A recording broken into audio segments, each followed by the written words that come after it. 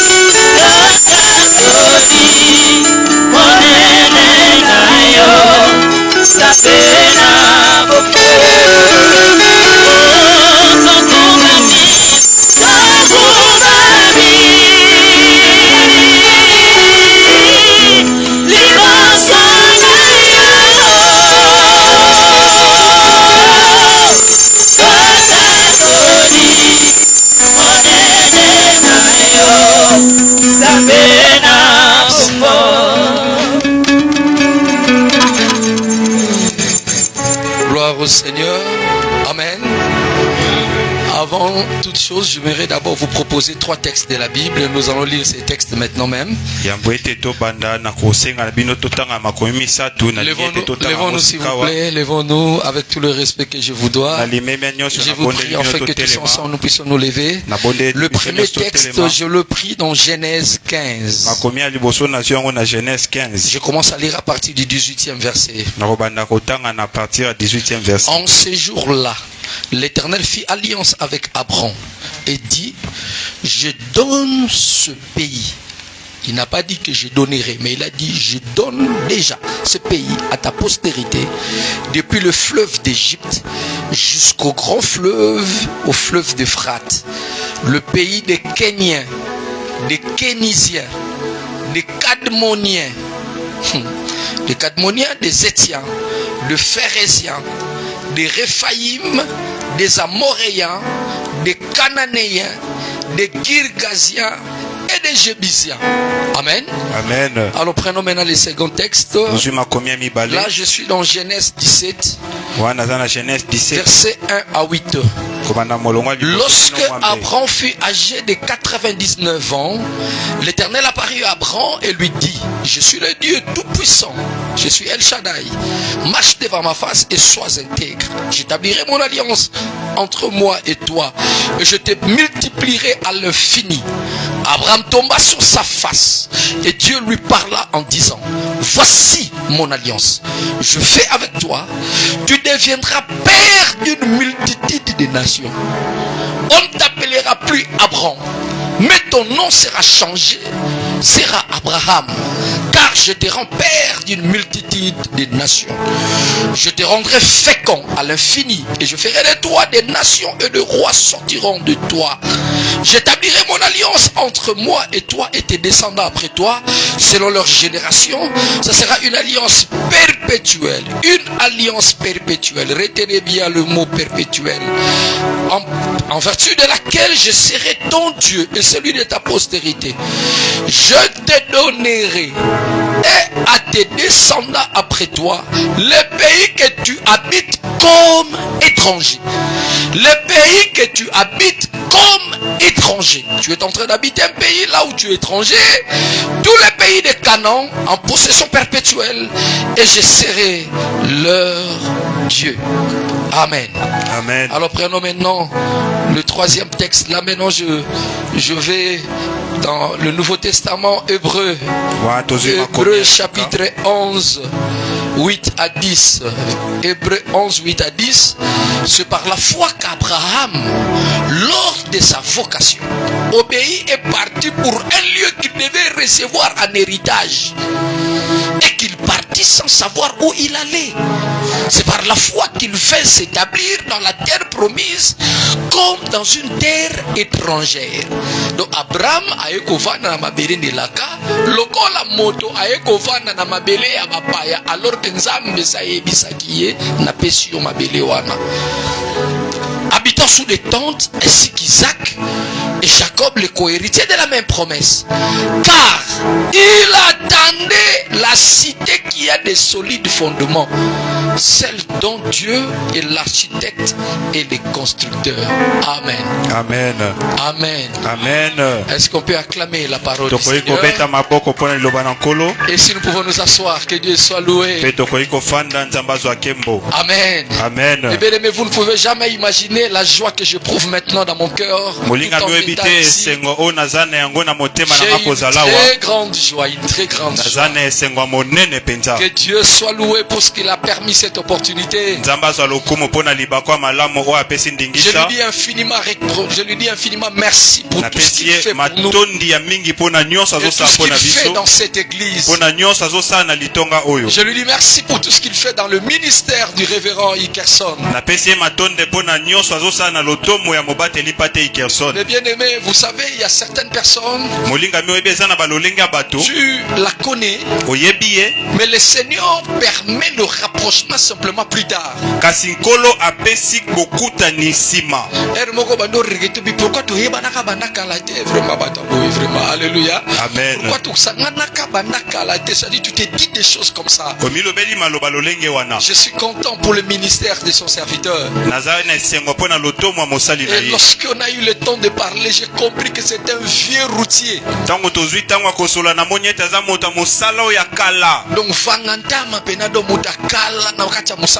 vraiment, alléluia. Amen. Et le jour où il était venu me rendre visite à la maison, c'était le jour où je me suis senti vraiment béni. Je lui dis merci beaucoup. Merci pour la confiance. Donc cette opportunité n'est pas simplement une opportunité pour moi, mais c'est d'abord une grande responsabilité pour moi de vous dispenser uniquement la parole du Seigneur. Je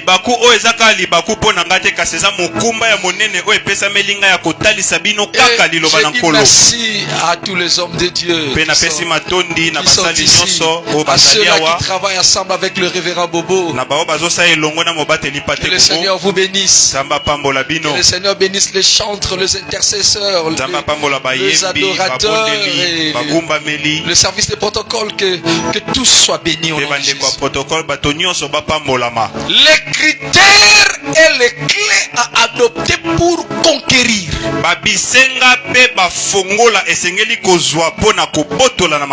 m'a été donné le grand thème sur la conquête. Les hommes de Dieu qui m'ont précédé ont parlé de la conquête. Amen. Amen. Alors il m'a été donné de parler aussi d'une partie d'une leçon très importante sur la conquête. Mais bien aimé, laissez-moi dire encore merci au pasteur Palmier. Parce que c'est par lui que la connexion a été positive entre moi et le révérend Hickerson. Que Dieu bénisse le pasteur Palmier, je lui suis reconnaissant. Merci, Amen. Amen. Les critères et les clés à adopter pour la conquête. C'est-à-dire nous tous, nous sommes là avec la vision de conquérir. Il faut savoir, il faut connaître les critères. Il faut connaître les clés de la conquête. Il faut connaître le facteur de la conquête. Et je vous assure, nous serons bénis. Mais bien aimé, je sais que le Seigneur vous bénira. Amen. Et vous me direz que pasteur, tu avais raison de dire que le Seigneur va nous bénir. En fait, les 3 textes que nous avons lus concernent un homme, un patriarche, un homme emblématique en Israël, Abraham. Le Seigneur a appelé Abraham. Ur en Chaldée. Alongolé Namboka Ur a mémé na Chaldée, hein? Alléluia. Amen. Ur en Chaldée. Alongolé na Ur a mémé na Chaldée. Et Abraham était dans sa famille avec son papa Térak. Mais Abraham azaki na libota na ena mobate lipate na Térak. Probablement Abraham était aussi polythéiste comme son père. Tango mosusu pe Abraham azaki moto ya bosambeli ebele lokola tata na ye. Alléluia. Amen. Abraham avait la même religion avec son père. Son père était polythéiste. Son père était un adorateur des divinités. Tata na ye azaki mosambeli mogumba meli banzambe bele. Et le Seigneur a pris Abraham. Pe kolo azui Abraham. Et lorsque Dieu a choisi Abraham, Pe tango nzambe aponi Abraham. là où Dieu l'a choisi, c'était là où se trouve maintenant l'actuel Irak. Esika o nzambe aponaki ende esika asiko Et je dis mboka que Irak. probablement il était aussi idolâtre comme son père. Kasi nalobi tango mosusu azali mogumba meli Parce que lokola tata na ye. avant la mort de Josué, Po ete liboso ya kufa dans Josué Josué chapitre 24, na kati na Josué Josué a 24 réuni les enfants d'Israël. Josué asangisi Il bana leur ya a Israël dit clairement alobi na bango que pole votre père, ete tata na bino Abraham était de l'autre côté avec son père Térak. ye azalaki na ngambo mosusu Et na tata ils na ye adoraient Teraki. d'autres dieux. Pe bazalaki kogumbamela Donc banzambe Abraham mosusu. a été pris comme cela. Abraham ye Et le azwamaki Seigneur lolenge a voulu wana faire avec Abraham une autre histoire. mpe nkolo alingaki asala na Abraham lisolo Et qu'est-ce qui mosusu s'est passé? likambo nini Dieu lui elekali a donné deux choses. nkolo apesi ye biloko mibale Dieu lui a donné une mission nkolo apesi ye etinda et Dieu lui a donné un héritage. mpe nkolo apesi ye C'était libula les deux choses que Dieu lui a données. eza biloko mibale Une nkolo mission. apesi ye La etinda mission c'était quoi? etinda ezalaki Que nini toutes les nations soient bénies par Abraham. ete bikolo nyonso epambola Là c'était banzela la Abraham mission d'Abraham. yango ezalaki Que etinda toutes les Abraham nations soient bénies par lui. bikolo nyonso epambola Mais mibali na ye l'héritage c'était quoi? kasi libula ezalaki C'était la nini terre de Canaan. ezalaki mabele ya kana Zamba yebisie. La terre là où tu habites, mabele wana esika napesi ozofanda yango yo, Hein. mpe napesi yango bakitani na yo après toi. yes C'est-à-dire Dieu lui a donné une terre. nzambe apesi ye mabele Et la terre c'est la terre de Canaan. mpe mabele wana kombo nango Or kana le territoire de Canaan, nzoka mabele wana ya ou kana encore le pays de to Canaan, mpe mboka ya kana correspond aujourd'hui eza kotalisama là lelo où se trouve l'état d'Israël. esika oyo bazobenga mboka ya israel Canaan comprend Israël. na kana kati nango eza Il israel comprend aussi la Palestine. na kati nango mpe eza na Il palestine comprend le Liban.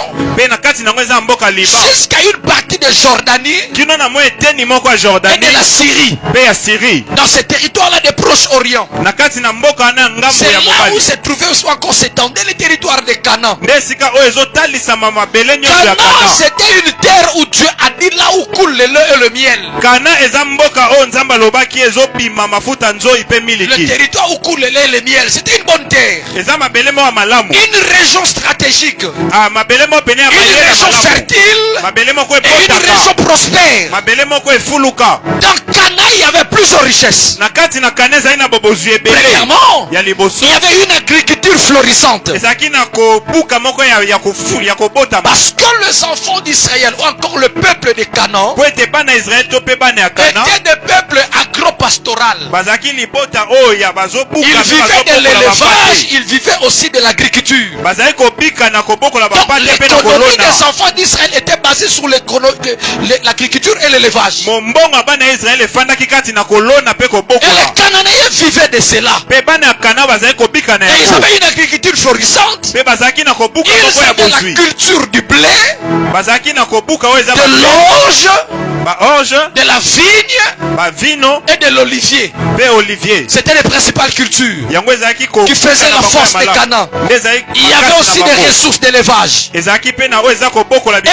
bikole position charnière commerciale entre l'Égypte et la Mésopotamie favorisait le commerce de l'huile, du vin et de l'artisanat. mombongo oyo ezalaki kati na mesopotamie yango efandisami kati na mafuta mpe na artisanat Alléluia. amen Donc c'était un territoire stratégique. ezalaki mpena mabele ya mayele mpenza Alléluia. amen Et Dieu avait donné la terre de Canaan mpe nzambe apesi mabele ya kana à plusieurs peuples. na babote La ebele Bible nous parle de 11 peuples. mabote etalisi biso zomi na Mais moko 7 kasi sango étaient plus populeuses yango ezalaki et eyebani aussi plus mpenza puissantes. yango ezalaki mpe na nguya Et mingi Dieu a dit clairement, mpe nzambe abi na pole napesi bino mabele oyo bato bafandaka kuna baleki bino na ebele baleki bino mpe na makasi. Nzambe mtazomisa bana Israël bongo. Mais vous devez conquérir cette terre. kasi esengeli bolonga mabele Et wana c'était ça l'ordre de l'Éternel. yango nde etinda ya kolo Mais bien aimé, Canaan était convoité molingami kana ezalaki esika bato pour sa bazolula prospérité mpo na bofuluki na et yango sa situation géographique stratégique. mpo na esika na yango ya mayele ya mabele sike fandela. Mais seulement Kasi là, les enfants d'Israël, bana na Israël lorsque les espions sont allés visiter Canaan, tango ba espion ba koti pona kozwa à leur retour, na kozonga na bango ils ont fait un rapport. bango batalisi Qu'est-ce qu'ils ont dit? balobi nini? Ils ont dit que le pays que nous avons visité, c'est un beau pays. Mboka oyo touti C'est kotala eza vraiment mboka un malamu. pays où il y a l'abondance. Eza mboka oyo eza pe na Mais les espions ont ajouté en disant, kasi bato babakisi balobi c'est un pays qui dévore ses habitants. ezali mboka oyo ezomela. Pourquoi ils ont dit ça? Que ce pays, c'est un pays qui dévore ses habitants. eza mboka oyo ezomela bana mboka na bango. Pourquoi ils ont dit ça? Pwani balobi boye Parce que po ete il y avait des périodes ezaki na où bangonga il y avait des sécheresses. oyo ezaki na babokauki. Le territoire de Canaan souvent vivait aussi la sécheresse. Mabele ya Kana ntango mosusu mpe ezali kobika Parce que le babokauki territoire de Canaan po ete mabele ya Kana était sous un climat tempéré désertique. ezalaki na ntango moko ya bosomi ya Ils ont les bokauki. courants, les climats tempérés. baza na Ils ont aussi ntango les climats désertiques parce qu'ils sont dans les déserts. po ete baza na kati na esobe Alors il y avait une sécheresse qui frappait Canaan yango ezalaki na bokauki ezwaki et qui Kana a mené la mort des cultures, la mort des animaux, même la mort des hommes. oyo ememaki kokufa ya kolona ya banyama ata pe ya Voilà bato. pourquoi les espions ont dit c'est un pays qui dévore les habitants. tala ntina bato balobi ete eza moko Mais ezomela Dieu avait libota na mis bango. que Canaan soit un bon peuple. kasi nzambe People asalaki there. ete Kana ezala mabele ya malamu. Écoutez, yoka l'état de la terre lolenge ya mabele de Canaan ya Kana dépendait de la disposition du cœur des enfants d'Israël. ezalaki kotalisama lolenge ya mitema bana Israel. C'est-à-dire avant que bana Israël baya, mabele ezalaki ya kokauka. Plus bazopusana, nzambe atie fertilité. Tango bana Israël bakuti mabele ya Canaan malamu. Mais soki basali mabe nzambe apesi punition. Soki basali mabe nzambe apesi punition. Tango bake déportation, mboka na bango etikali su kokauka. Donc ebaneko dépendre na dimension ya cœur ya peuple. Donc lorsque le cœur du peuple était bien, ntango motema ya la liboso ezalaki fertilité malamu était là. bofuluka ezalaki wana. Alléluia. Amen. C'était la condition de la bénédiction. ezalaki etinda ya kopambola. Lorsque le peuple obéissait, ntango libota bazali la terre kotosa devenait fertile. mabele ekomaki malamu. L'économie était florissante. mombongo ekomaki Mais ya en cas de kofuluka. désobéissance, la kasi na situation changeait. kozanga botosi makambo ezali Et c'est ce qui kobongana s'est passé avec Canaan. nde yango ezali kosalema na Kana. Alléluia. Amen. La terre de Canaan était donnée à Abraham mabele ya Kana epesamelaki ya par alliance. na nzela ya boyokani. Je dis par alliance. na nzela ya boyokani. Dieu lui a donné ce territoire par alliance. nzambe apesi ye mabele wana na boyokani. Alléluia. Amen. Je vais vous donner deux versets na opesa bino qui makomi montrent que mibale Dieu a donné cette terre par alliance. oyo etalisi ete nzambe apesaki Je mabele wana na reviendrai sur ça boyokani. demain. na kozongela yango mpe lobi. L'alliance. Ça dit boyokani Dieu avait juré dans l'alliance nzambe de alabi leur ndai donner kati na cette terre. boyokani ya kopesa mabele Genèse wana. 24, verset 7. L'Éternel, le Dieu du ciel, qui m'a fait sortir de la maison de mon père et de ma patrie, qui m'a parlé, qui m'a juré en disant, je donnerai ce pays à ta postérité. Lui-même enverra son ange devant toi. Et c'est de là que tu prendras une femme pour mon fils. Ça c'est Abraham qui parle. wana Abraham nde Là maintenant azoloba. je prends maintenant Genèse 50. Genèse chapitre 50. Ah, na kenda Verset chapitre 24. 50. Genèse 50, verset 24. Joseph dit à ses frères, je vais mourir, mais Dieu vous visitera. Il vous fera remonter de ce pays-ci, dans le pays qu'il a juré de donner à Abraham, à Isaac et à Jacob. C'est-à-dire, lorsque les enfants d'Israël possédaient Canaan, elingo batango bana na Israel bazwaki c'était Kana suite à l'alliance. yango elandisamaki na boyokani. L'alliance avec serment. boyokani oyo ezwaki na Tu ne kokata peux ndai. pas faire une conquête yo réelle, koki te kolonga ya une solo belle conquête, kolonga ya malamu lorsque tu n'as pas une bonne alliance avec soki l'Éternel. yo oza te na boyokani malamu Je na vais parler kolo. de ça demain. na kolobela yango Ne lobi manquez pas demain, je vais expliquer ces choses. ozanga te lobi na kotalisa Alors qu'est-ce qui s'est makambo passé? oyo eloni Le elekani patriarche avait une grande foi. mpaka azalaki na kondima Le monene. Seigneur lui a donné de quitter, de tout abandonner, de abandonner même sa famille, kolo ayebisi ye alongwa et atikata d'aller mikota na ye dans un pays qui lui montrera. mpe akende na mboka oyo Je akotalisa dis pas ye. c'était le pays de Canaan. C'était le pays de Canaan. ezalaki mboka Kana. Mais il a fait une grande foi. Kasi ezalaki na Il s'est kondima monene. déplacé par une grande foi. Eyataki kotambola na kondima Il a monene. fait le pas d'aller là où il ne voyait même pas. Atambusi makolo ya kokende esika oyo azali komona ta te. Son problème, c'est que l'œil spirituel voyait déjà la possession de Canaan. Ah, likambo ne ezalaki ete miso ya molimo ezali Même komona si Kana. physiquement, il n'avait pas encore possédé Canaan. Atako na mosuni ye azwaki nanu Kana te. Alléluia. Amen. Donc, l'héritage Libula d'Abraham ya Abraham était une terre, yango ezalaki mabele. la terre de Canaan, Mabele ya mais Kana. une terre déjà habitée. Mabele oyo bato esi bafanda. Nzamba pesi ye mabele, mais mabele ngo bato bafandaka déjà. Parce que ye moko nzamba lobi moko na pesi bino evandaka kuna ba Kenien, ba Pérésien, ba Étien, ba Jébusien, ba tunyo so bafandaka kuna. Alléluia. Amen. Dieu lui donne quelque chose Nzambe apesi eloko à moko posséder. ya Mais kozwa. cette chose-là Kasi eloko se trouve yango encore entre les mains des ennemis. yango eza na maboko ya banguna. C'est comme cela que le Seigneur peut faire des choses. Na yango nde Nzambe akoki Le kosala Seigneur peut makambo. te promettre Nzambe akoki kolaka que yo tu deviendras PDG, eke yo kokoma que tu PDG. deviendras ministre. Yo kokoma Mais ministre. pendant ce temps, Kasi na il y a une tango autre personne qui est dans ce poste. eza nde na moto mosusu Mais afandi le na esika problème à wana. toi, ce n'est pas d'abandonner. Likambo no eza ya kotika Le te. problème pour toi, c'est de saisir la promesse de l'Éternel. Oyo likambo eza kosimbelaka na Puisque c'est un Nzambe. Dieu qui sait dire et qui sait faire. Po ete aza Nzambe oyo ayebi koloba mpe Ayebi ayebi koloba pe kokokisa. ayebi kosala. Yes. Ayebi kokokisa makambo alobaki. Yes. Nzambe apesi ye mabele, mais mabele oyo bato bavandaka déjà. Donc Abraham akoyebisa Nzambe, mais Nzambe ozopiaka mabele bato bavandaka déjà bavanda wana déjà bamne ebele. Mabele na bango. Alléluia. Amen. Le Seigneur peut te promettre un mariage. Kolo akoki kolako Mais libala. pendant que nous parlons, Kasi ntango tozoloba cet wa homme-là moto wana est avec une autre femme. ye aza na mwasi Encore cette mosusu. femme-là To mpe mwasi est wana avec un autre homme. aza na mobali Ton mosusu. problème c'est quoi? Likambo no eza nini? Continue de prier. Yo koba kosambela. Continue de conquérir. Koba Parce kolomba. que Dieu te donne quelque chose qui se trouve encore entre les mains des gens. Po ete Nzambe azopesa eloko moko eza no na maboko ya bato. Soit encore tes ennemis. To mpe epai ya banguna na yo. Mais quitte à toi de ne pas abandonner. Eza nde na yo esengeli Parce que c'est la chose que Dieu te promet. po ete eza eloko Nzambe alaki yo. Alléluia. Amen. Il peut préparer pour toi. Akoki kobongisa mpo Mais na à l'heure yo. actuelle, Kasi na ntango oyo la chose est encore entre les mains des ennemis. eloko yango eza no na maboko ya Ne banguna. lâche pas prise. Yo kotika te. Dis à la personne qui est à côté de toi kolemba te kotika te. yebisa moto Oyo apembe nzamba alakaki yo kolemba te. akopesa yo. Yebisa yo. kolemba te Yebisa yo. kotika Oyo te. nzamba alakaki yo akopesa yo. oyo Nzambe alakaki yo Est-ce que akopesa vous yo pouvez yango. donner un amen? opesi nga amen. Donnez-moi un amen pour que j'ai le courage de prêcher. pesa nga amen po ete nazwa bokasi ya koteya. Amen. Amen. Alléluia. Amen. Abraham, Abraham Dieu lui a donné la terre de Canaan. Nzambe apesi ye mabele ya Kana. Alobi na ye mabele oyo esika ofandi. Napesi yango yo. Napesi yango na bakitani na yo. Yes. À un certain moment, le Seigneur lui a dit sors. Bima na ntango libanda. moko kolo ayebisi ye Regarde bima. le nord.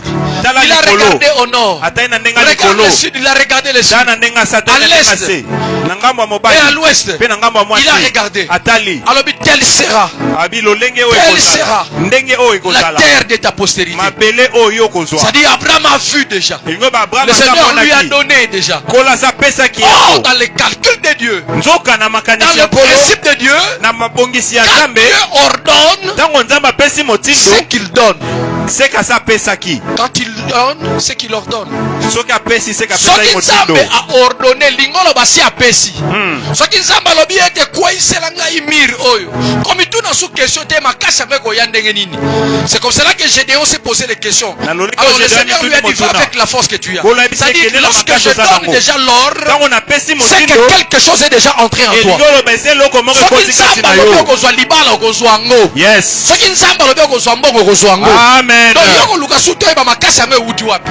Ekosalama ndenge nini. Yes. Dans l'ordre de Dieu, il y a déjà le don de Dieu na à etinda l'intérieur. Nzambe eza na likabo ya Quand Nzambe il na kati. ordonne ce qu'il a déjà donné. soki apesi motindo elingi oyo esa apesaki yo. Est-ce que quelqu'un a compris cette moto phrase? moko asosoli maloba Quand oyo. Dieu ordonne soki Nzambe apesi ce etinda qu'il a déjà donné. elingi oloba asa Le apesaki yo. problème de ta vie, c'est de conquérir maintenant ce que Dieu t'a likambo donné. sika ya bomoi ino eza ya kozwa na De makasi oyo prendre Nzambe la chose apesi que yo. Dieu t'a donnée. kozwa eloko oyo Nzambe apesi yo. Alléluia. Amen. Mais qu'est-ce qui s'est passé? likambo nini ezali. Abraham est arrivé en Canaan. Abraham akomi na Mais Kana. Abraham a vécu comme un étranger étranger dans sa propre terre. kasi Abraham yebaki na kobika lokola mopaya na Hébreu mabele na lobi ye na moko. biso, Hébreu lobi, c'est par la foi.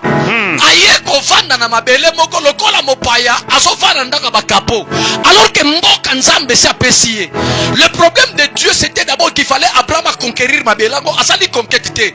Abraham avanda na mabele oyo nzambe se apesi ye, c'est-à-dire il habitait comme un étranger Azali kofanda dans sa lokola propre mopala terre. na mabele na ye moko. Soki nakopesa soutien na pokwa lelo, na opesa ngo ezali de l'étranger à l'héritier. C'est-à-dire il était étranger dans sa propre terre. Azali mopaya La na Bible mabele na dit ye il moko. habitait sous des tentes. Biblia oyo azali kofanda na se ya batante. Au lieu de Yemoko, il a sacrifié encore ses enfants. Bible lobi na biso na Hébreu, na Ye, na Isaac, na Jacob, les co-héritiers de la même promesse, bavanda kana ndako bakapo na mboka na mabele oyo nzambe si apesa bango. Tu vois le problème c'était ça, c'est la problématique. Omwe likambo ezali ya Alléluia. wana. Amen. Abraham na mabele wana asombaki kaka parti moko. Ti Abraham akufa azone mabela kanate asombaka parti moko parti akozaki nini na Makpela asombaki cimetière akufa asombaka cimetière. Là c'est dans Genèse 23 verset 1 à 20. C'est là où on l'avait enterré. C'est là où on avait enterré Sarah. C'est là où on avait enterré Isaac. C'est là où on avait enterré Rebecca. C'est là où on avait enterré Jacob. On y avait enterré aussi Léa. Sauf Rachel. Pour Rachel akufa na nzela na balabala. Bakunda na nzela na balabala.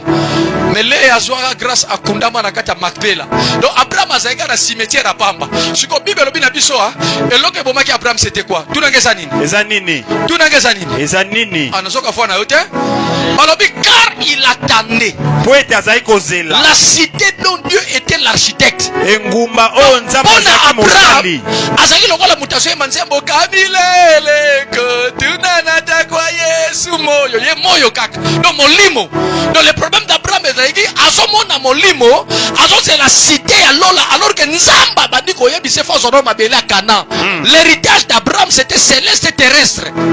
Lolo kokota ngo mais bandana ko suwa biloko na pesi yo. Yes. Ah, est-ce que mtayo kinga malamu? Hein? Siko Abraham problème ezaki c'était le rêve. Na makanis na ye c'est la mboka o nzamba tonga. Donc c'est la Lola ne sika azo mabele à Canaan. C'est quelqu'un qui est en train de comprendre. Alléluia. Amen. Voilà pourquoi Abraham a vécu comme un étranger, mais dans sa propre terre. Alléluia. Amen. Donnez-moi un amen. Amen. Or, sur la terre de la Palestine, sur la terre de Canaan, il y avait 3 statuts sociaux possibles. 3 statuts sociaux possibles. Ovandaka na Canaan.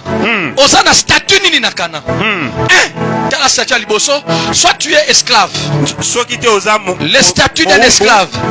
Un esclave, il n'a pas de droit. Il n'a pas de droit. Il n'a pas de possession. Il est en train de travailler et de souffrir parce que ma belle a été. Soit tu es un esclave à Canaan. Ma belle a été. Alléluia. Amen. Azana statut esclave. Deuxième statut sur la terre de Canaan. Soit tu n'es pas esclave, soit tu es étranger. Alors si tu es un étranger, tu as des droits limités. Tu ne peux pas s'aimer, mais tu peux seulement glaner. Parce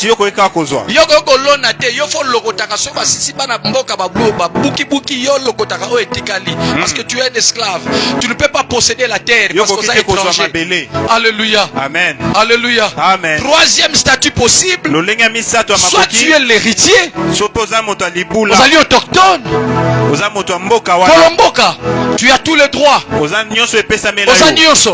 Mais bien aimé, ce qui est dangereux, il y a certaines personnes qui vivent comme des esclaves mais dans leur propriété. Il y a aussi d'autres qui sont des étrangers mais dans sa propre terre. Et Nicolas Sanini, asimbaka Bible pesa na ba promesse nyonso oyo azalango posa. Mais asimbaka Bible mais makambo eza na kata Bible Bible, il y a vivre en côté. Des choses qui sont dans la Bible, il y a vivre en côté. Donc, on vit un étranger dans ta propre terre.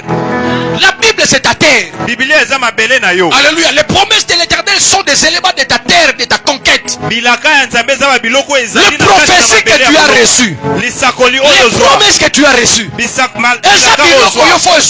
Yes. Mais si vous avez bien aimé ça, la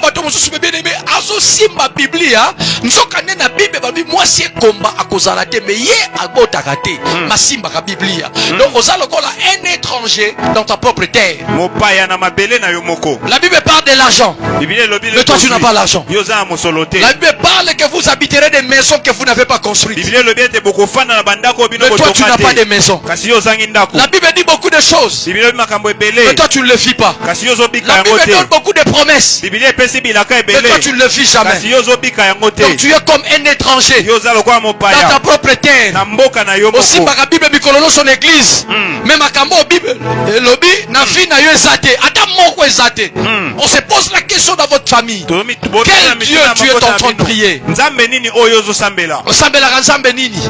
Alléluia. Amen. Lorsque tu sors de votre parcelle, vous voyez les témoins de Jéhovah aussi sortir, vous voyez les Kimbangis aussi sortir, le gens de Pevalong aussi sortir, les gens de Mbutampadi aussi sortir, les gens de Taonda aussi sortir. Mais quelle différence maintenant? Toi tu viens chez le Dieu vivant, mais qu'est-ce qui se passe dans ta vie? Il y a des choses que tu ne vis pas. Les païens ont ça, mais toi tu n'as pas ça. Étranger dans ta propre terre, comme Abraham, il a vécu comme un étranger dans sa propre terre. Beaucoup de fils d'alliance qui possèdent des promesses divines, mais qui vivent comme des étrangers dans leur propre terre. Ils n'expérimentent rien. Ils n'expérimentent même pas l'étendue de la grâce de Dieu.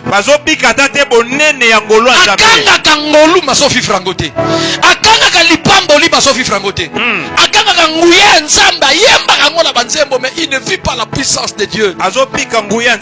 Combien vivent comme des esclaves dans leur propre pays, habitant sous des tentes? Alléluia. Amen. Pourquoi Abraham vit-il comme un étranger? Le problème d'Abraham, c'était le rêve. C'était le rêve. Le rêve. Il fallait qu'il se fasse une idée par rapport à ce qu'il devait recevoir. Souvent nous sommes spirituels, mais nous sommes sans rêve. Mais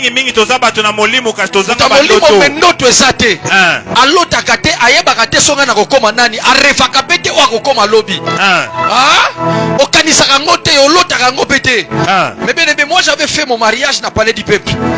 Amen. J'étais allé dans un mariage à un ami, l'évangéliste mémoire, il s'était marié dans le palais du peuple. C'est que mes yeux ont vu. Alléluia. Parce que tu dois payer à l'image que tu as vue. Yes. Mais bien aimé, bon nini le loto comment que va faire ba service traiteur. Libosa zalaka bongo te. Libosa ki bokena fête ba tcheli biloka na moi sachet moko ba pembe. Na Thomson, na Kwanga, nyoso na kati bazo pesa bino moko bazo kabula bino. Loko na ba réfugié. Na ba fête zalaka bongo. Et puis na fête zalaka moi si soki na prédo te mona pa latika nzaku. Ale ba chema ndala la wana soko bima wana libala wana mapeka ma politique ka bo. Aso bima nango bandeko. C'était comme cela. Mais pour nini to sala ngo soute parce que to moni ya sika. Loko la to moni modèle ya sika. To sala ma yango to komo sala makama sika. Le livre ba image ozomona. Alléluia. Na esi mutu moko na ete so ozomona. Na ete so mutu moko ozomona. Amen. Alléluia. Amen. Na ba ki ngai pe na ko sala mariage na parler du peuple. La ki so na so prier na ba Seigneur Jésus na so mata en étage. Na so mata en étage kande na so sala bonde pe na ko mata. Alléluia. C'est ce que j'ai fait qui aussi. Na sala ipe mariage na parler du peuple. Avant que Kabila le père ya ko suspendre ba mariage ba feti kuna. Alléluia. Amen. Bebele bendena ba ndeko lo bakata nzamba ibisa ki ngai. Ke na ko mema yo na ba mboke bele okolemba ba avion. Siko na saki so na fande mo na binzambe na zo mata na passerelle. Na zo mata na passerelle avion. Na zo mata tout ça na matina kata avion. Na zo lo bango ngamo na prier. Alléluia. Amen. So petang na so banga voiture aki mo na fa na zo sala na okumba voiture. Na zo kotsa ba na kotsa machine. Ngai moko bandeko na kata prier kala bisere na kotsi machine. Na mutuka na ngamo moko. Est-ce que mutu moko azomona zawa? Amen. Eloko Abraham ezaki Abraham azomona te. Alléluia. Amen. Yazo kanisa lola alors que nzamba qui n'a besoin azwa mabele tango azawa na bomoyi. Ce n'est que les enfants d'Abraham maintenant.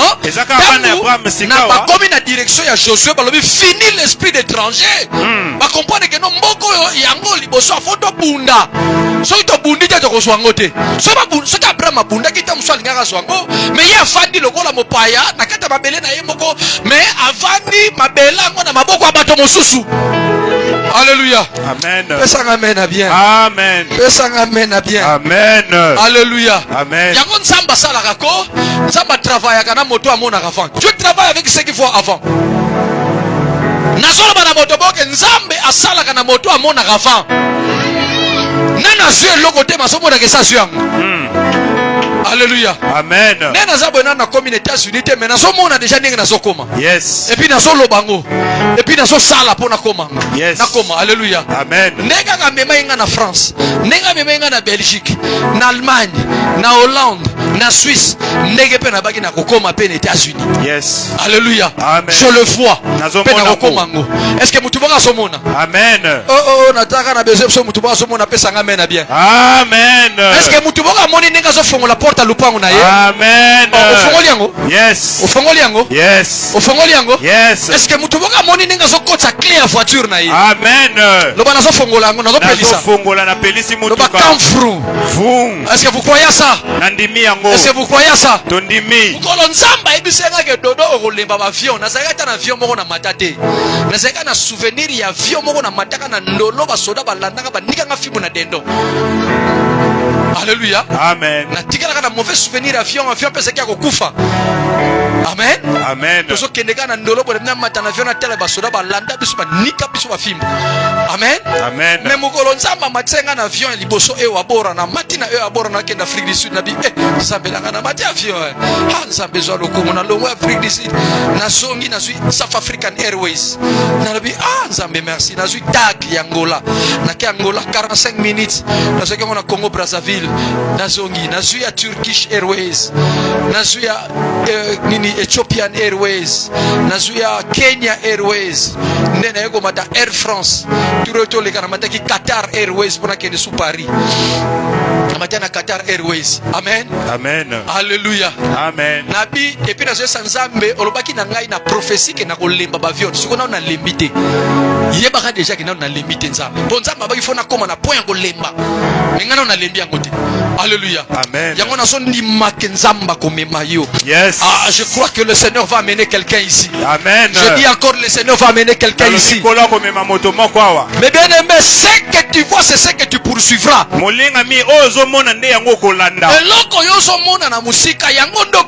Tu mettras tes énergies, tu mettras tes attitudes et tes actions seront axées pour sala makambo nzamba la kakingai. Alléluia. Le problème de la conquête, ce n'est pas le problème de croiser le bras comme ça. Non. Oya simbinga za makasi komo na ye Yesu Kristo ata mokile boyi kondima oya lobi inde yango ekosalema ponanga ozoyemba na yo bien mais le problème ezali bana Israël bebe ke nzamba pesi biso mabele ya kana mais faut to bunda parce que faut to yekola principe ya bitumba faut to yekola ba critères pour to bunda to conquérir bande kolanga yango kozanga te bande aujourd'hui je ne fais qu'une introduction. Alléluia. Amen. Alors qu'est-ce que l'Éternel a dit? Qu'est-ce que l'Éternel avait dit à Abraham? Étendue ya héritage. Parce que et pas Abraham ezalaki sur mabele. Bana Israël fallait pas botre mabele. Siko yo faut que ne botre mabele lupango abatu. Te yo kasiko Genèse. Dans Genèse 13 14 à 15.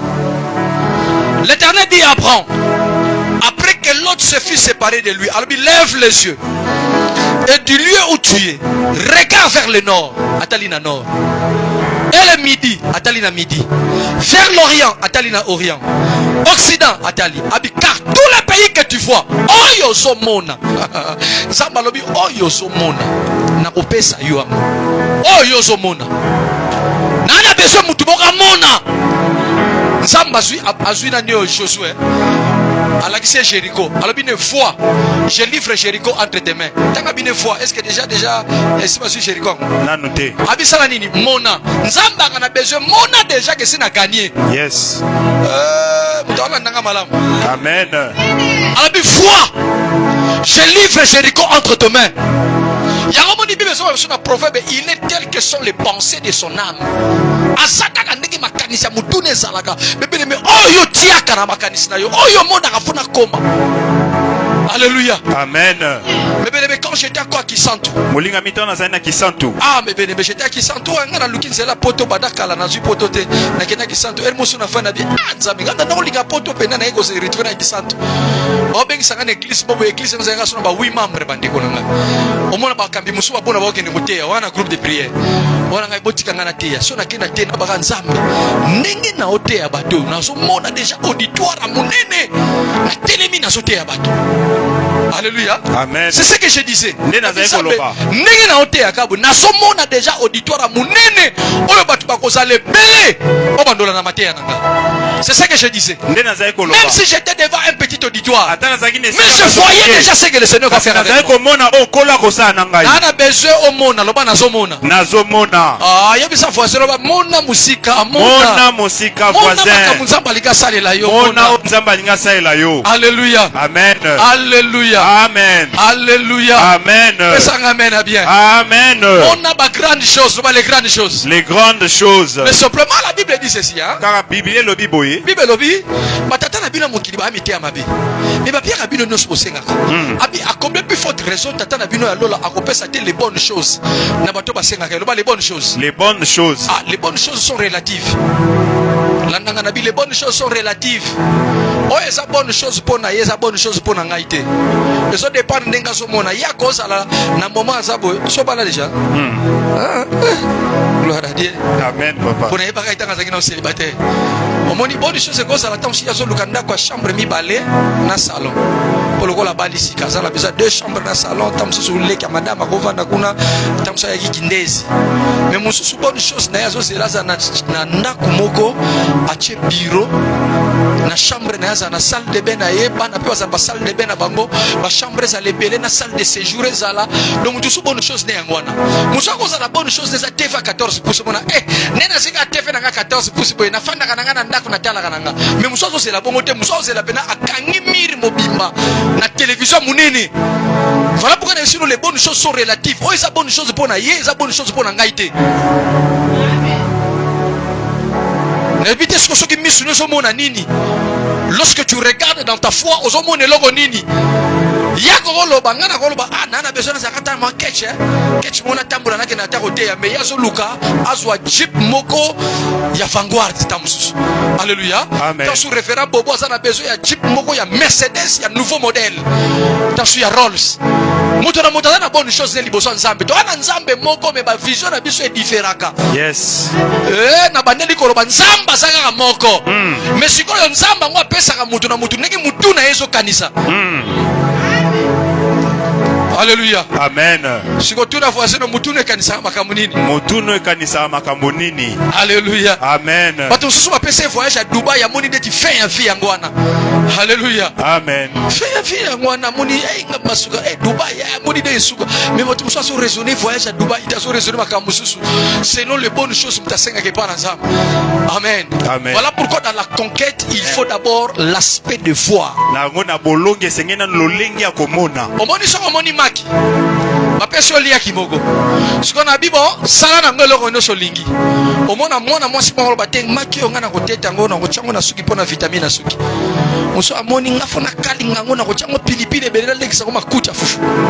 Muso amoni abinga na osala repas froid. Omoni liaki kaka moko me ba vision ekeseni.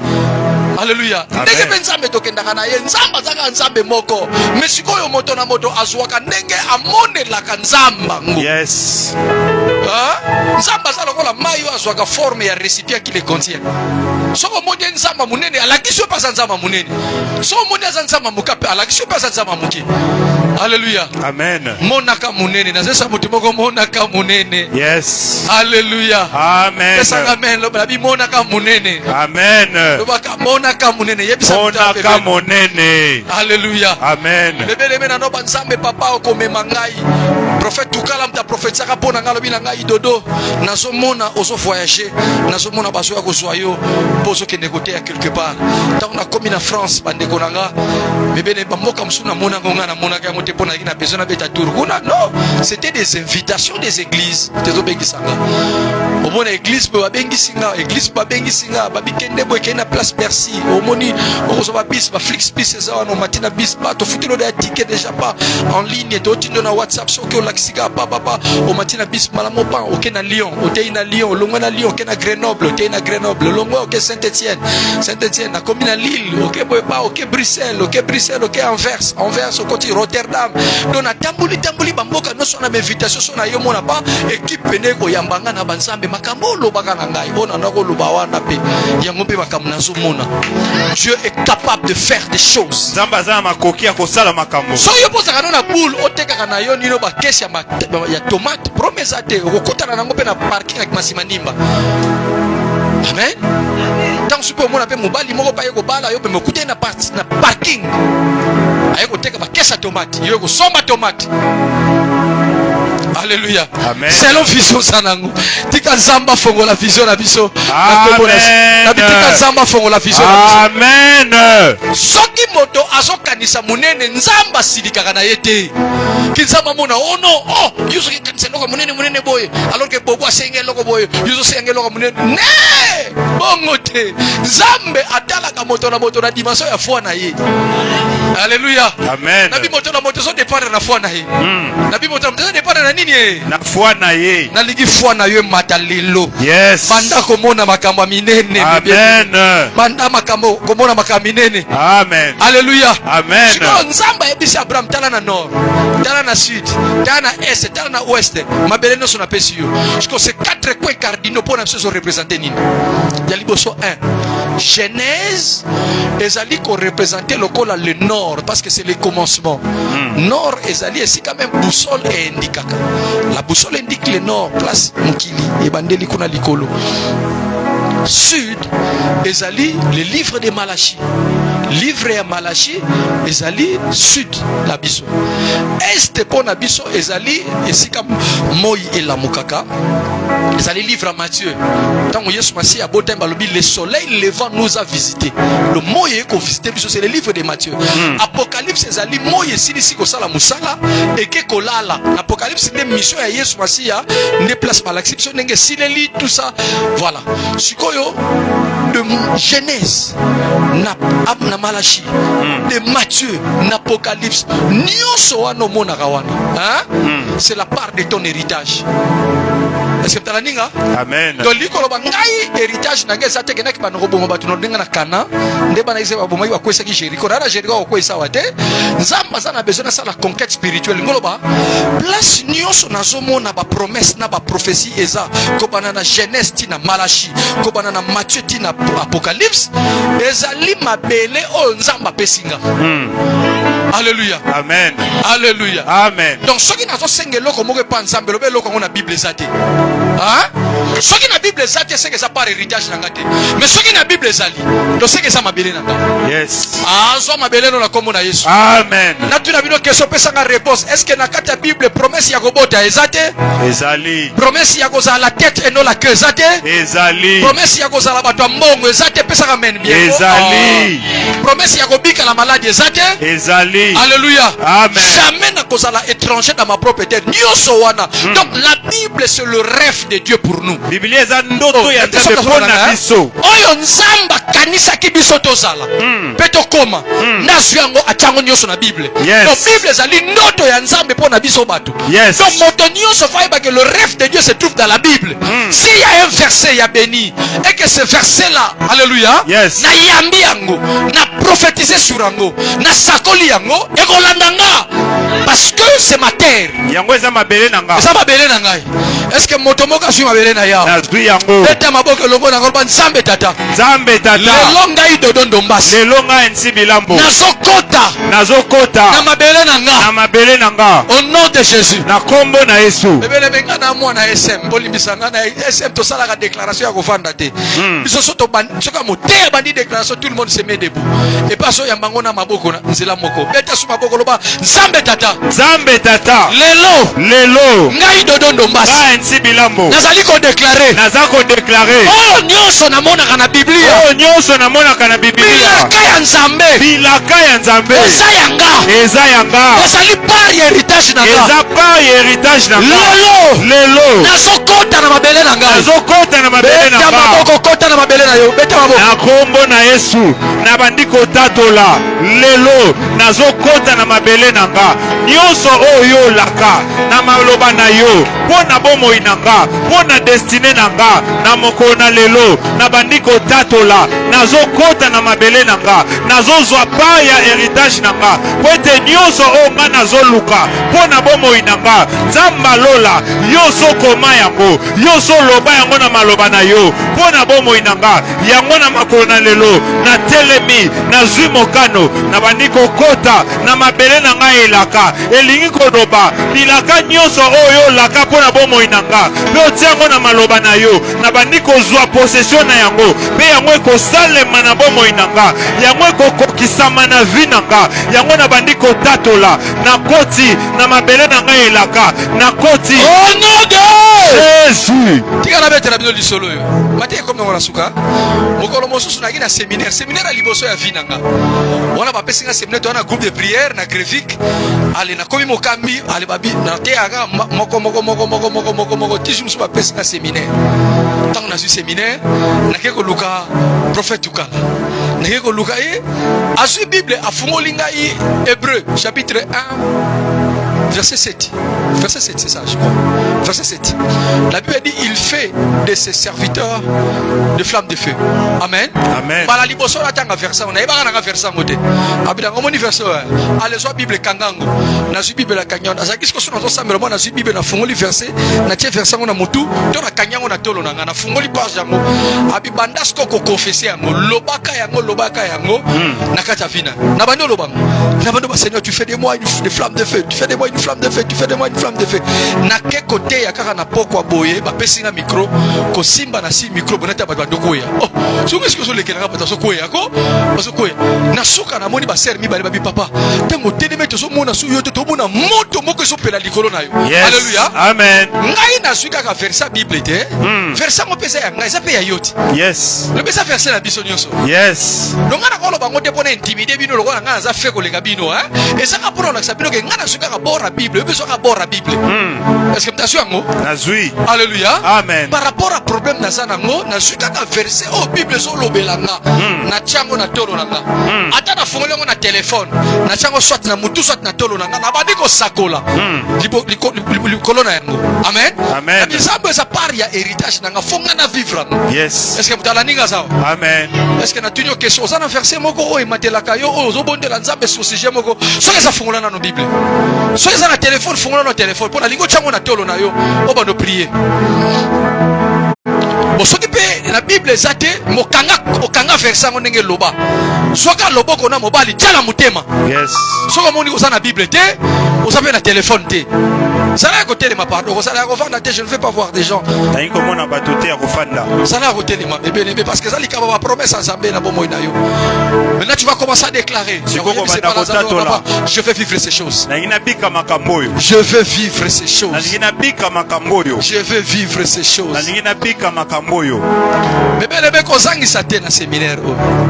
Nous allons apprendre des choses par la grâce. Nous allons apprendre des choses par la grâce. Dieu nous donnera des grandes richesses. Lobby déjà le facteur pour la conquête.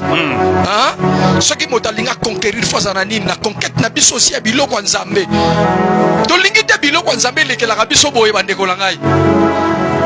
Alléluia. Amen. Ah. bandeko bolimisanga.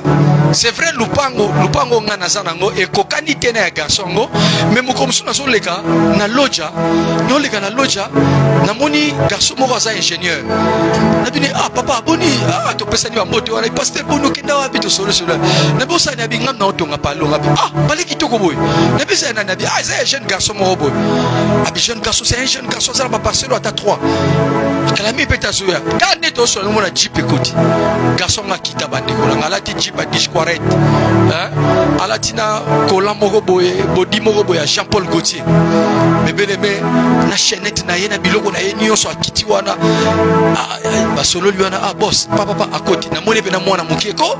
Alléluia, amen. Tango akoti na kati obike bandeko na bandiko calculer bandoki no sa famille na biso nga bizambe est-ce que ngai pena tata kulutu mbalazi memba aloka ngai te putoki na pera kulutu na biso mbalazi memba na bolengi sa famille mobimba kufa grando qui peut même père na shakiri boso mbalazi memba soko lenga obike na fena beske mbalazi memba aloka ngate wala ngamona milobe na bi na luli ete na ndenga mabe milobe ke soki mutu na aja boye azana ndako kitoko boye pe balobe azana ngomi satu c'est une bonne chose amen, amen. Tant que tu es en Afrique du Sud, na conférence mon Afrique du Sud, na pasteur Chris Okilome, ya Nigeria, alobe longo moko, aloba ke en anglais, a tout nika question, alobi ozelaka na âge nini ponzamba pesa yo lupangu, ozelaka na âge nini ponzamba pesa voiture, na âge non mutana voiture ate. Pesa nga réponse, mutana voiture ate. Azali. Na âge ozana ngo mutana mapango azate. Azali. Oya kenda ka poto pa pamba songa azate. Azali. Alléluia. Amen. So yozo c'est la ya âge nini? Alléluia. Amen. Les choses doivent changer. Les choses doivent changer. Makambo changer. Zambe dada. Lelo. Makambo changer. Na vie nanga. Oselango na âge nini bandeko na ngai? Alléluia. Amen. Alléluia. Amen. Et ça na batu muso ça na âge za mwana muke mais ça na maman église. Mais so tali na âge boy petit. Alléluia. Amen.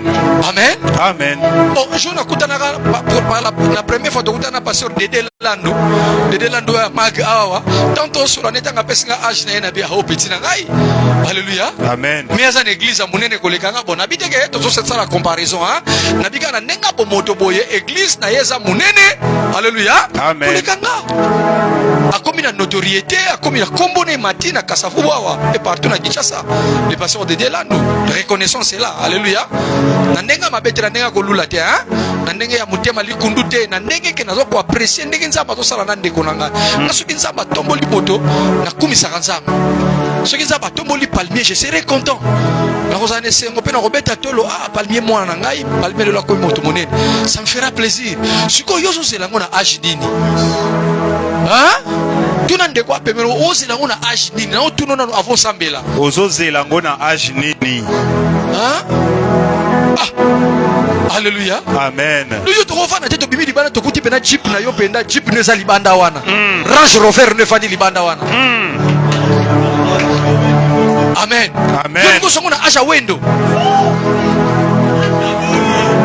Na kena kote en église moko na ya CIE pasteur Théon Pelo tatinenga na tei kulata na sikote ya boye na mona fille moko yepa nanga abinanga pasteur nazana abi pasteur nako kenetika o na ndako parce qu'on avait akitika na ndako na sens ni na hésité ko nazo linga na boya po moninga okotu na pasteur Palmier na eza parmi ba discipline nanga na tambula na bana basité na cette discipline nanga moi nanga mwasi akoma jeune fille na nzoto ne minga soto ke kutu fete mwana ba Alexa ba bengi madame je vous en prie madame ngoyo yo mprofiolo.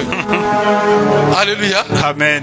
Amen. Amen. Sikolo wala batu ba yebi na bango teka za mwana nanga na tambula ka nepe na butute ata kilte sili amoke to za to yaki na voiture wana to mati na voiture mais soki te na yebi sa ye mata na moto yo moko yo kini no ngape na kenezela na ngai na tambula bongo te na maleki na ngai na ba nièce na za ba nièce ebele ezaka ba discipline nanga parce que mutu mususu mona moni na sermo bozo tambula akoyeba kutita mususu ta église mona ka no pasteur na récupérer pasteur dodo aso remorquer petit moko bo aso remorquer tant que tout la terme aso utiliser aso remorquer Amen. Amen. Si kota ko mona mosa bia kene tika ngana ngana boya ba mo pasteur na église ba ngabike tika kene kotika yo na yebi yo bien akene kotika ah ne c'est bon na si sana nuko solo na batu na bima libana bo ngasa to kene ga makolo makolo boto so taxi na tala zo manœuvrer mama na Range Rover ko Natali na nsoto nena bi ah nsoto muke banada ba chinois tala Range Rover munene ye nsoto muke aswinga na voiture to bandiko yene nzela moko to komina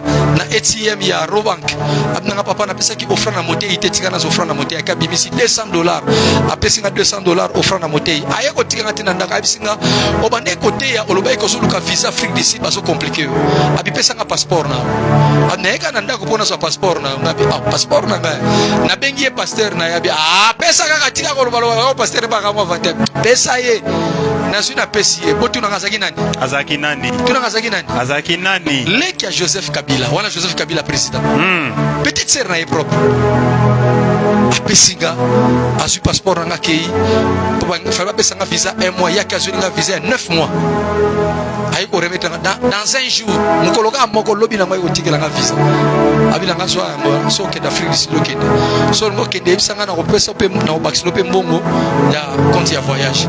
Alléluia. Amen. Alléluia. Amen. Pesa amen. Amen. Pesa amen. Amen. Nzamba za capable. Nzamba za capable. Nzamba za capable.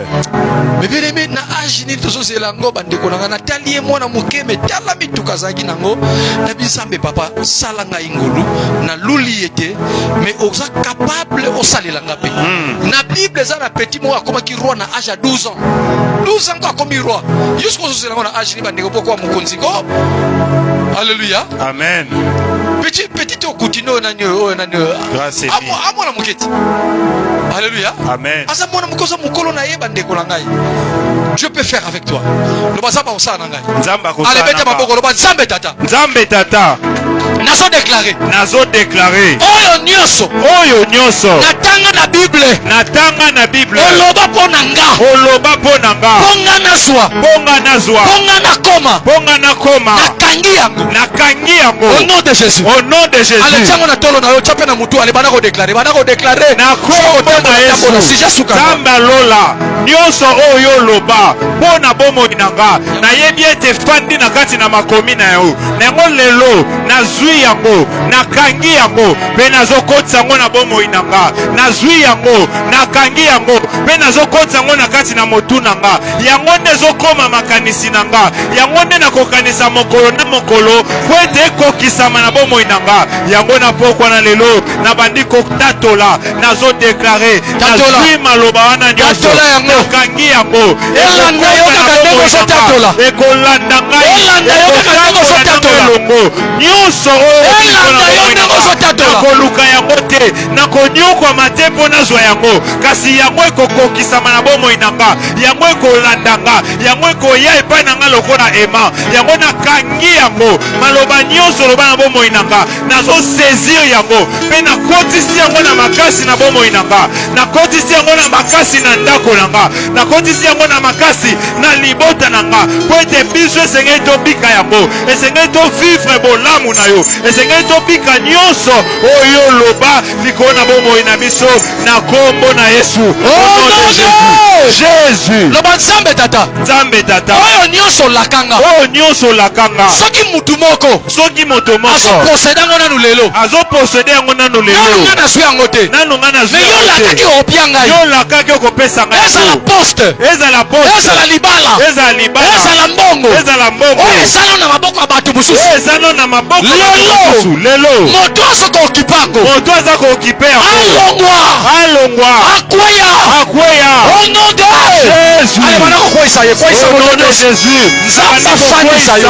Moto nyonso oyo aza na esika na nga oyo afandi na mabele na ngai elaka oyo aza ko okipe territoire oyo epesamela nga bato nyonso bagéran nyonso oyo bafandi bazokonza bazodondwa na baposte oyo esengeli mpo na bomoi na nga na pokwa na lelo nazokweyisa bango na kombo na Yesu bazolongwa na esika na nga bazolongwa na siège na nga bazoloba na mabele na ngai elaka, bazoloba na esika oyo epesamelanga nyonso oyo eza yanga, oyo bato baza kookipe, oyo basimbi yango na maboko na bango, na pokwa na lelo nazobotola yango, nalongoli bango na esika na nga, nalongoli bango na mabele na ngai elaka, na kombo na Yesu. Mpe natatoli ete ngai nde nazozwa esika yango, kiti wana epesameli nga, mpe ngai nde nazofanda yango, nazokota na mboka wana elaka, nazokota na mboka wana elaka, mpe nalongoli bato nyonso. Au nom de... Merci Jésus. Merci Jésus. Nous avons besoin ya bana basi mibale. Tindenge basambelaka awa, nzamba pesa bango don ya prophétie. Ata dona bango prophétie sala soute biso tovandi. Ata dona ya prophétie et sala soute a remarquer on dirait don prophétie azaki nango makasi et sala soute. To pesa la kaka. Nazaka na besoin place azala tombo roboko likolo. Soko za na don. Soko tombo lité me bien aimé oroboma don na omo. Parce que tu n'as pas permis que cette chose-là puisse s'accomplir. Merci. Quel est Messie que Dieu sœur? Nani susu. Zamba pesa olikaba prophétie. Yaka sœur nanga. Motami balazali. Nasuka yaka pesa mwana pa mutu mususu. Nazana besoin moto azana Bible. Il y a téléphone tebe Bible penda ya boy. Pour pesa nga Bible moko. Donnez-moi une Bible.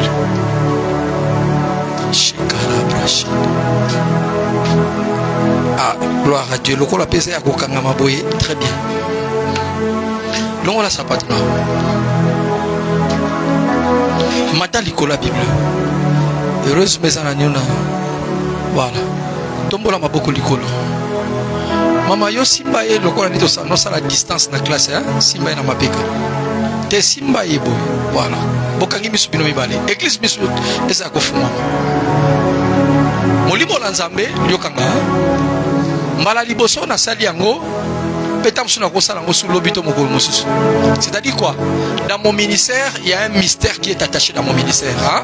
Mystère on nzamba cha 4 nanga lobananga soki olingo sambela pona bato pour que j'agisse, il faut d'abord que tu commences par libérer l'onction prophétique. Ce que l'onction prophétique est comme opérationnelle, là maintenant mon esprit a resala tout ce que tu vas déclarer. Neba zaka bangomi bale nguya na nzambe zo simba bangomi bale. Tala mulimo alisakoli bako kangangote bako kangangote eko fungwa maya makasi et fungwa maya makasi aliyamba. Recevez au nom de Jésus. Recevez au nom de Jésus. Plus fort. Plus fort. Plus fort. Donc il y a prophétie ou anezo makasi. Recevez. Plus fort que ça. Elles vont commencer à prophétiser sous l'onction du Saint-Esprit. Elles vont commencer à prophétiser sous l'onction du Saint-Esprit. Recevez. Recevez au nom de Jésus. Saint-Esprit. Merci pour ta grâce. Au nom de Jésus. Plus fort que ça. Plus fort que ça. Plus fort que ça.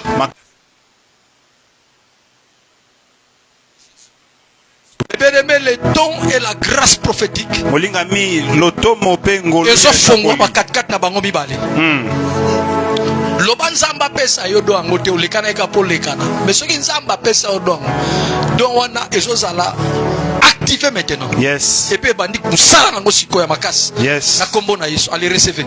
Yamba. Reçois au nom de Jésus. Yamba na kombo na Yesu. Reçois au nom de Jésus. Yamba na kombo na Yesu. Reçois au nom de Jésus. Yamba na kombo na Yesu. Que la grâce prophétique ngolu ya lisakoli coule fortement sur toi. Au nom de Jésus. Na kombo na Yesu. Au nom de Jésus. Na kombo na Yesu. Au nom de Jésus. Na kombo na Yesu. Au nom de Jésus. Na kombo na Yesu. Au nom de Jésus. Na kombo na Yesu. Au nom de Jésus. Na kombo na Yesu. Au nom de Jésus. Na kombo na Yesu. Père éternel. Tata yao. Laisse que toutes les portes qui étaient fermées. Tikete bikuke nyonso ekakama ki. Nakati église. Efongwama. Yes. Nalobe fongwama. Yes. Nalobe fongwama. Amen. Nalobe fongwama. Amen. Yawe kotisa mutu nyonso. à ma qualité de prophète nazo sambela kotisa moto nyonso na kati ya conquête ya mabele na ye. Amen.